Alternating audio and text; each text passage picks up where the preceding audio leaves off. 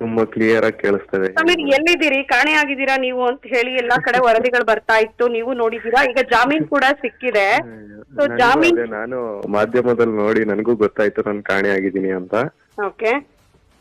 So ನನ್ಗೂ ಗೊತ್ತಿರ್ಲಿಲ್ಲ ನಾನ್ ಕಾಣೆ ಆಗಿದ್ದೀನಿ ಅಂತ. ಈಗ ಮಾಧ್ಯಮದಲ್ಲಿ ನೋಡಿ ಗೊತ್ತಾಯ್ತು, ಅದು ಅತ್ಯಾಚಾರಿಗಳ ಪರವಾಗಿರುವಂತಹ ಮಾಧ್ಯಮಗಳಲ್ಲಿ ನೋಡಿ ಗೊತ್ತಾಯ್ತು ನಾನು ಕಾಣೆ ಆಗಿದ್ದೀನಿ ಅಂತ. ಸಮೀರ್ ಎಲ್ಲಿದ್ರಿ ನೀವು, ಕಾಣೆ ಆಗಿದ್ರ? ಬೆಂಗಳೂರಲ್ಲಿದ್ರ, ಮಂಗಳೂರಲ್ಲಿದ್ರ, ಎಲ್ಲಿದ್ರಿ ನೀವು ಬೆಳಗ್ಗೆಯಿಂದ? ಮೇಡಮ್ ನಾನು ಬೆಂಗಳೂರಲ್ಲೇ ಇದ್ದೆ.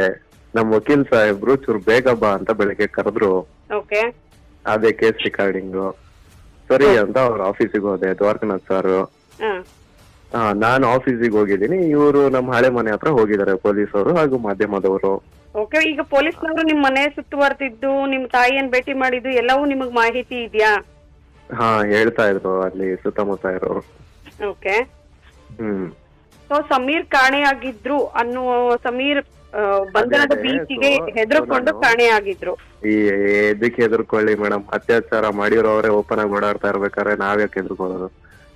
ಏನಿಲ್ಲ, ನಾನು ಅಲ್ಲಿ ವಕೀಲ್ ಆಫೀಸಲ್ಲಿ ಇದ್ದಾಗ ಇವ್ರು ಈ ಕಡೆ ಮನೆ ಕಡೆ ಬಂದವ್ರೆ. ಯಾರಾದ್ರೂ ನಿಮ್ಮನ್ನ ಕಾಲ್ ಮಾಡಿ ಸಂಪರ್ಕ ಮಾಡೋಕೆ ಪ್ರಯತ್ನ ಮಾಡಿದ್ರಾ? ಈಗ ಆತರ ಏನು ಇಲ್ವಲ್ಲ. ನೀವು ಇದು ಏನ್ ನಿಮ್ಮ ವಿರುದ್ಧ ಸುಮೋಟೋ ಕೇಸ್ ದಾಖಲಾಯ್ತು, ಅದಾದ ನಂತರನೇ ನೀವು ನಾನು ತನಿಖೆಗೆ ಸಹಕರಿಸ್ತೀನಿ, ನನಗ್ ಸ್ವಲ್ಪ ಸಮಯ ಬೇಕು ಅಂತ ಹೇಳಿ ಪೊಲೀಸ್ ಠಾಣೆಯಲ್ಲಿ ಅನುಮತಿಯನ್ನ ತೆಗೆದುಕೊಂಡಿದ್ರಿ ಅಂತ ಹೇಳಿ ನಿಮ್ಮ ಪರ ವಕೀಲರು ನಮಗ್ ಮಾಹಿತಿಯನ್ನು ಕೊಟ್ರು. ಹೌದು. ಸೊ ಅದನ್ನೇ ನಾನು ನಿಮಗೆ ಕೇಳ್ತಾ ಇದ್ದೀನಿ, ನೀವ್ ಏನಂತ ಅಪೀಲ್ ಹೋಗಿದ್ರಿ? ಕಂಟಿನ್ಯೂಸ್ಲಿ ವಕೀಲರು ನಾವು ಪೊಲೀಸರಿಗೆ ಸಹಕರಿಸ್ತಾನೆ ಇದೀವಿ. ಅವ್ರು ಏನೇನ್ ಹೇಳ್ತಾರೋ ಎಲ್ಲಾ ಪಾಲಿಸ್ತಾನೆ ಇದೀವಿ.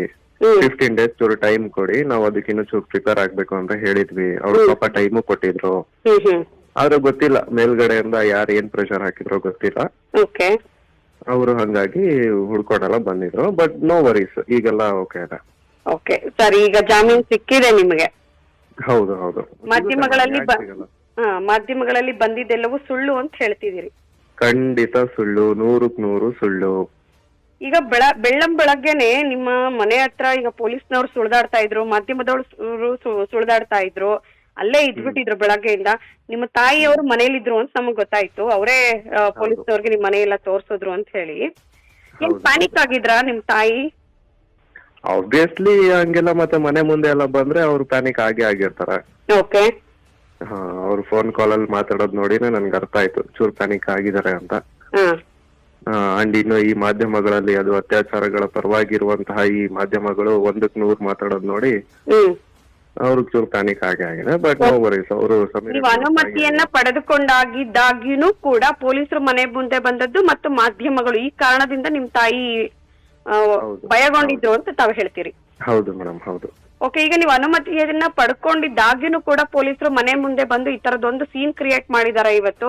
ಇದಕ್ಕೆ ಸಂಬಂಧಪಟ್ಟಂತೆ ನಿಮ್ಮ ನೆಕ್ಸ್ಟ್ ಸ್ಟೆಪ್ ಏನಿದೆ ಸಮೀರ್? ಈಗ ನೋಡ್ಬೇಕು ಮೇಡಮ್, ಲಾಯರ್ಸ್ ಜೊತೆ ವಿಚಾರಿಸ್ಬೇಕು ಏನ್ ಮಾಡ್ಬೋದು ಅದಕ್ಕೆ ಅಂತ. ಓಕೆ. ಸೊ ಅವ್ರು ಏನ್ ಹೇಳ್ತಾರೋ ಅದ್ರ ಅಕಾರ್ಡಿಂಗ್ ಮೂವ್ ಮಾಡ್ತೀವಿ madam. Okay Sameer, thank you.